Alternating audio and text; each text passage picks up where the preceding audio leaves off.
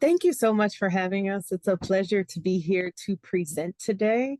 I always enjoy coming to the Latin 19 meetings. I've been joining them since 2021. Um, and it's just such a rich community. So really glad to share the space with you all today. My name is Bria Miller. I'm the Partnership for Healthy Durham coordinator, and we're at Durham County Department of Public Health. There's a team of four of us that are going to share today. So I know like we have limited time, so this is a very, very brief overview of information that we have. And so we will have time for questions and answers. And we'll also have some additional resources that we'll put in the chat in case people are curious about other things. But before we hop into the presentation, I would like for the other folks who are going to present along with me to please come off mute and introduce yourselves.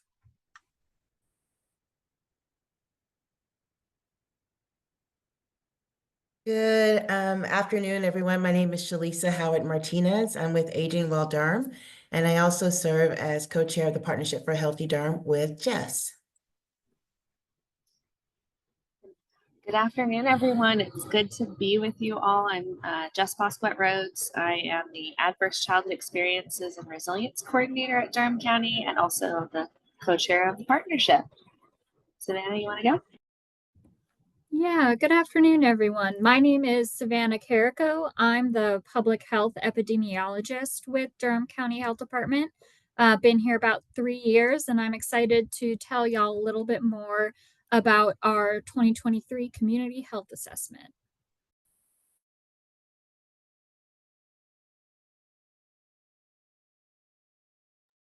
Sorry about that. I had to figure out how to get myself off mute. Okay. So again, this is going to be some information about our findings from the Durham County Community Health Assessment. This is a very brief overview. I want to stress that again, but we are very happy to answer questions and to show you where you can go to get more information. So a little bit about the health assessment and what it is. So local health departments are required to complete these, what's called a community health assessment, every 4 years. But we do this in partnership along with Duke Health, and health systems are required to complete them every 3 years. So we operate on Duke Health's cycle. It is great to have this partnership in our community as it decreases some of the resources that we need to use because we're doing it together. And so Duke Health is a major partner that contributes financially and also has many staff members that participate in our community health assessment process. And whenever I say ours and we, this is mainly Durham County Department of Public Health, Duke Health, people within Partnership for Healthy Durham. And Partnership for Healthy Durham is a community-wide health coalition. So this is something that we try to do with as many Durham County residents as we possibly can, because we believe in this being a very community-rooted process. This is a collaborative, community-driven process also. So you will see as we go that we have partners from several different sectors. We do this so that we can make it easy for members of the Durham community to access and understand information about the health status of our community. And we do this also by partnering with individuals and organizations to get buy-in to the process from the beginning. Our process is a bit unique compared to other communities because it is collaborative. And the fact that we have the health department involved and our health system, and that we do tap into community organizations and community member. Also, our community requests this information, seem to look forward to it. People have told us that they utilize it to write grants, to give presentations, excuse me, for advocacy purposes and more. Our vision is that the community health assessment is rooted in the community and uses high quality, reliable data to provide a clear and detailed picture of health, assets, and needs of Durham County residents in order to equitably guide decision-making, programs, and policies to improve health outcomes. And Savannah, I'll pass it to you. Thank you, Bria. So I am going to be going over I'm going to condense 3 years of really hard work here into about 1 minute. So I'll just start with talking the first bullet point here. So we actually have done 2 community health assessment surveys every cycle since 2013. We had 1 cycle in 2010. That was the first cycle that we only did the countywide survey. So the countywide survey, anyone over 18 can take it as long as they live in Durham County. And then we added a second survey specific to the Hispanic and Latino population of Durham County that we call the Comunidad Latina survey. And so that is one that has traditionally both of those surveys have been conducted door to door.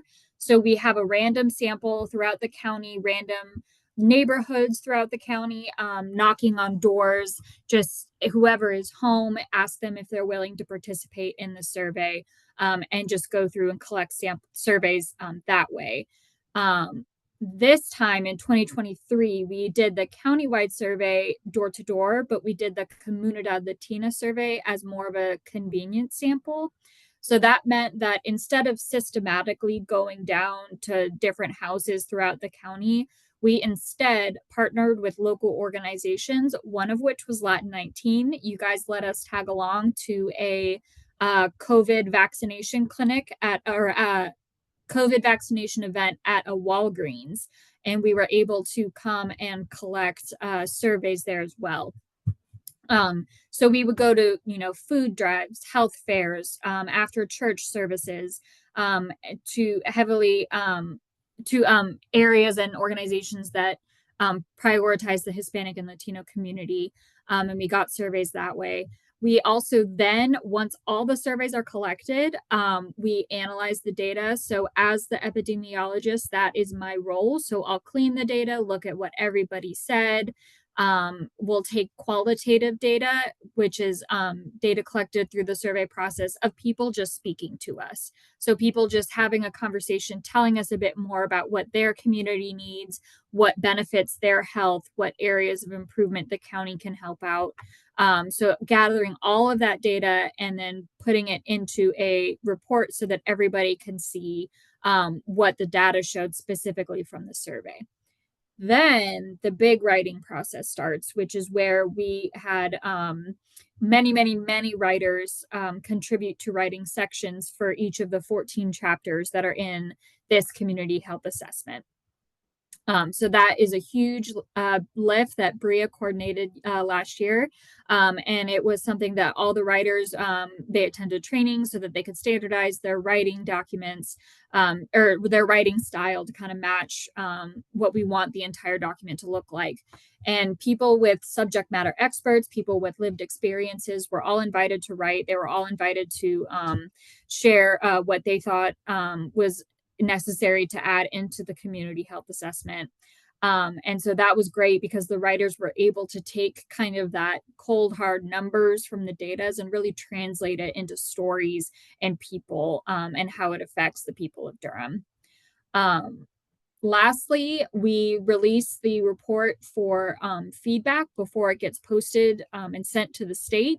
So that's kind of the final piece. We don't ask to change any of the content by the time it gets ready for feedback, but we do look for any feedback or typos or anything like that, suggestions. So we do take that into account. And then my favorite part of the whole thing is we do listening sessions. So I'm going to try to wrap this up here for sake of time. So we did 14 listening sessions, 7 in Spanish, 7 in English. And based off of the results that we got from the survey, we just had extra questions like, oh, we noticed here that affordable housing is a really big issue from the survey. What can we ask in the listening session that would give us more background and context to that question? So that's what we did. We have questions on affordable housing, nutrition, physical activity, access to healthcare and mental health. And we would get together throughout locations throughout Durham County, and we would target populations such as adults with children, men, persons living with disabilities. These target populations we would try to reach and get further data. And then we would take that data and the data from the survey, and it would be translated into our community health improvement plan. Okay, next slide. So the countywide survey we did in 2022, we had 53 community volunteers, which was incredible. We could not have done it without them. Like I mentioned, we had many writers, 86 in total contributed to the final document of the Community Health Assessment. We gathered 205 countywide surveys and 176 Comunidad Latina surveys. The total the Community Health Assessment is 15 chapters, excuse me, I said 14 earlier. It has 41 sections and it is 426 pages long. Savannah? Is this mine as well? This is me. Okay. Yeah. Now looking at some of the key findings, so we saw that racial and ethnic disparities exist across nearly all health outcomes. Structural racism and historical policies such as redlining, immigration laws, and segregation are causes of health disparities. We also know that the issues are linked. For example, housing issues are also access to care and food insecurity issues. Most participants reported that their neighborhoods made their community a good place to live, followed by the neighborhood being quiet and safe.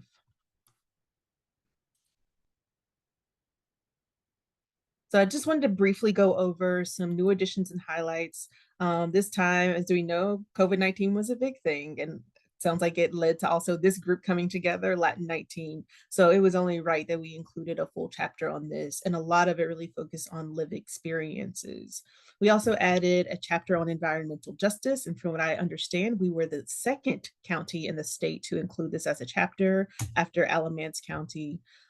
We had a more comprehensive focus on Durham's history. It is the longest section in the community health assessment because it's very important to understand where we are coming from and how we've arrived here. Marissa Mortaboy has also released a section on Durham's history, and the report is great and is going to have more sections soon. So I'll just encourage you to go to our website and take a look at that for even more information. Also, of course, we had community involvement throughout the entire process. This isn't really new, but it's just something that we want to continue to highlight. This time we also have a community health assessment trend data dashboard, and this is available for the countywide and Comunidad Latina survey samples, and they're available in both English and Spanish. So this is a great resource to use if you want to find more information. And we are continuing to center equity throughout our process. Savannah, back to you. Thanks, Bria. So this year we got to decide the next top 5 health priorities for Durham County. 4 of them stayed the same, but we added a new one this year. So we did things a little bit differently than we did last time in 2018 when we identified the top 5 health priorities. Last time we relied on the listening sessions and community health assessment survey to identify these priorities. This time we went a step further. We're using survey data, and then we're using listening session data, and we're incorporating additional external sources of data, such as the US Census or county health rankings or other publicly available data surrounding public health information around Durham County. So if you think of it like the pie as the decision maker, so 50% of that pie was from the survey. So all of the survey responses from both the countywide and the Comunidad Latina all contributed to 50% of the decision to identify the priorities. 25% of that division of that pie was external data, and the last 25% was listening session data. So all of that to say, it went into an algorithm that I created so that it would be weighted, and we came up with the new top 5 health priorities. So number 1 still is affordable housing, followed by access to healthcare and health insurance. Now new in number 3 is community safety and well-being, which came up after we noticed that violent crime had been brought up several times when we were conducting the survey and the listening sessions. So we did want to include that in the decision making, and it ended up becoming the top 3 most important health priority. Then at number 4, we have mental health, and number 5, physical activity, nutrition, and food access. So I'm going to briefly go over the affordable housing for the countywide. So before I begin, because we did the door-to-door for the countywide and the convenience sample for the Comunidad Latina survey, this time for 2023, they're not comparable. So it's really tricky to not want to compare them when you look at the data, but think of them as separate, like unique samples unrelated to each other. So this graph is depicting countywide results. So this was saying these are amenities in the neighborhood that we asked if they were nearby the person's place of residence. Grocery stores were number one, followed by pharmacies and restaurants. Some people mentioned parks and bus stops. Sidewalks was not mentioned often. Sidewalks actually did come up several times as a way of improving Durham County. And so most participants said that these the top four were actually very prominent in their area or very easy to get to in their location. The most common reason that people had difficulty finding housing was affordability, followed by the commute to their job would be too far. So in the countywide of participants that owned their home, whites were 3 times more likely to own their home than Black or African Americans. And this gap has since widened since the 2019 Community Health Assessment, where whites were only 60% more likely to own their home than a person of color. And then lastly, over half the participants reported that their housing impacts their health in a positive way, followed by their home is in a good location. The third most common way that housing impacted a participant's health for the Comunidad Latina survey, they mentioned that they did live with poor living conditions. Which you see there, yes.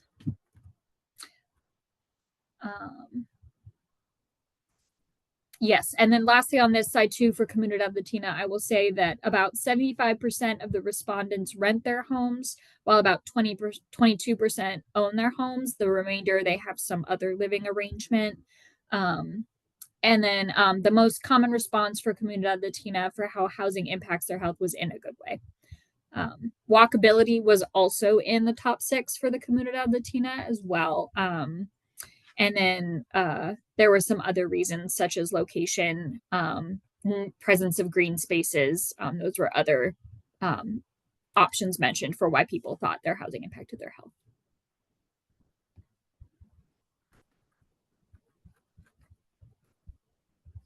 All right. Now looking a little bit at access to healthcare and health insurance for Comunidad Latina. So 41.9% of respondents reported having health insurance over the past 12 months, but this also means that 58.1% did not have health insurance at some point in that last year. And the number one reason for this was barriers due to immigration status.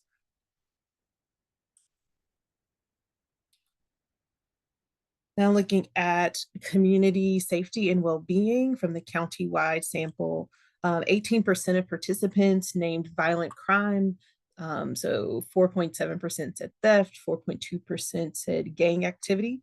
When asked what has the greatest greatest impact on the quality of life. Neighborhood violence was a primary cause of stress for 12.2% of respondents. Now I'll pass it to Jess. For mental health, we asked a couple of questions related to social, emotional, and mental health. This one was a new question for us. We wanted to see the impact that COVID-19 had on our residents' mental health. 40% reported that their mental health had worsened since 2020, which was not a surprise, but it is pretty staggering when you look at it. 41.5% said that there was no change, while almost 12.5% said their mental health had improved. Most participants had responded that they had fewer than 6 bad days in the last 30 days. So bad days being like low, like kind of depression, anxiety, some of those symptoms that you would experience if you were having a depressive episode or anxiety. So 67% said they had fewer than 6 of those days. However, over 9% reported they had greater than 20 bad days in the past 30, which is most of the month. Financial stress was the most common form of stress when we probed and asked, what is causing stress for you? Which was followed by work and personal relationships. Many people listed other reasons for stress, including political environment and the social well-being of society. And 12% of respondents reported not experiencing stress.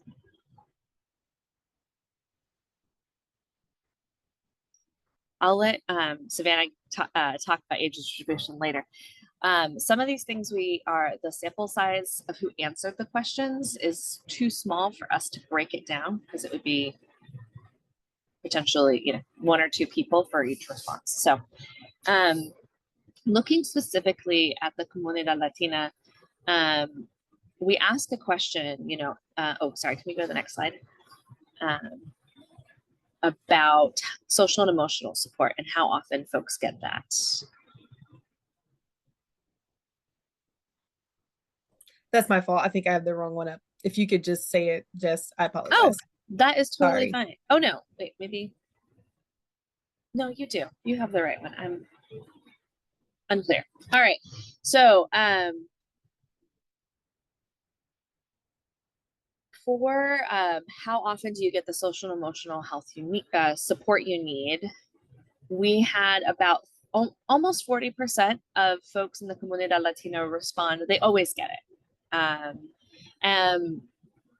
And then it kind of is varied across for other responses. However, we had 1 in 5 survey respondents report never getting the social and emotional support that they need. So 21.5%. And I'm going to ask you all about your thoughts on that later, because that stood out to me quite a bit. But before I do that, I'm going to pass it back over to.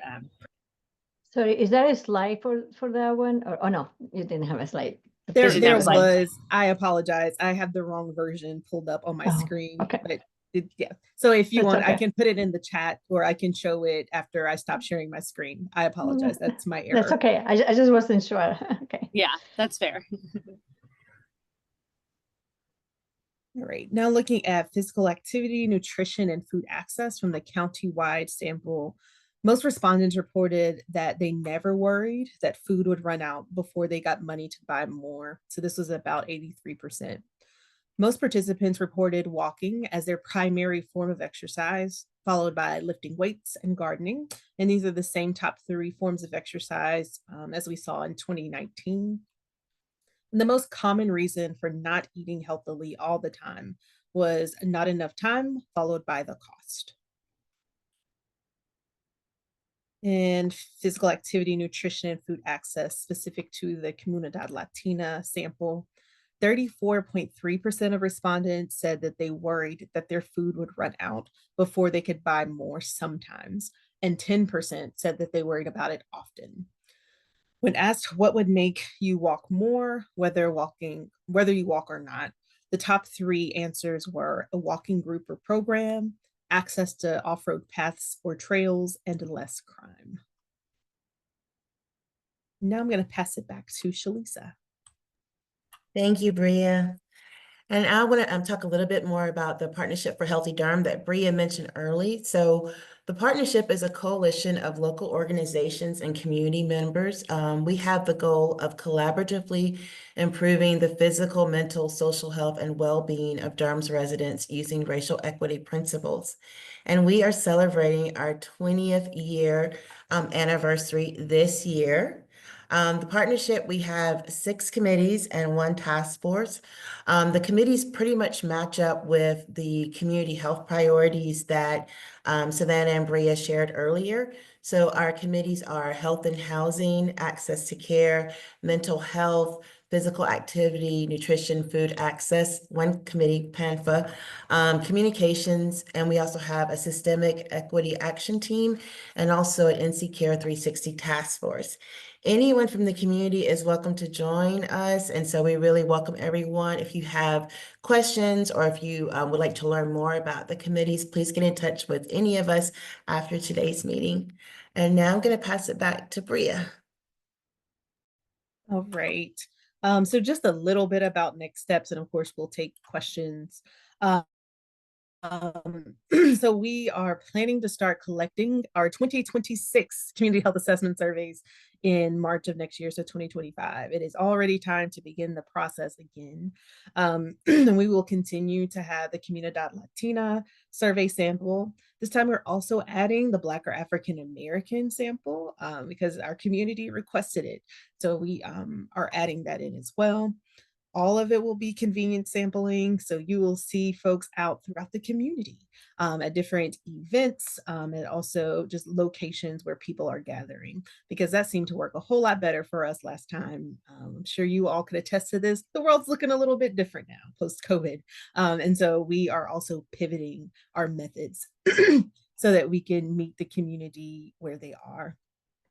We're always considering better ways to communicate this data and this information back to the community. How can we share this with people so that they can use it and understand it well? So those are things that we are considering. And we would like, of course, to stay in contact and communication with you all here from Latin 19 and see if you are interested in participating in this upcoming community health assessment. As you've seen before, it's a 3-year process. So there are lots of opportunities to collaborate if you all are interested.